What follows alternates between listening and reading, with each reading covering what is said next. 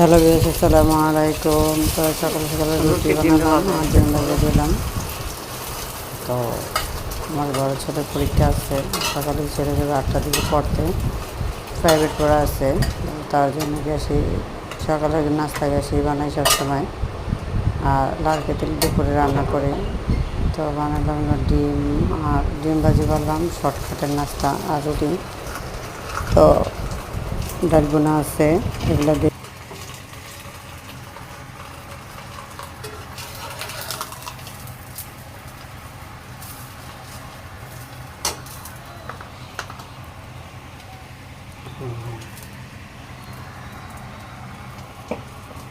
নতুন সংসার খালি গুছাই, যখন যেন যাই হয়নি পরিস্থিতির মতো গুছিয়ে রাখি। সকালবেলা বড় ছেলের পরীক্ষা আছে 10টার দিকে, এই কারণে রুটি বানিয়ে নিলাম 7টার দিকে।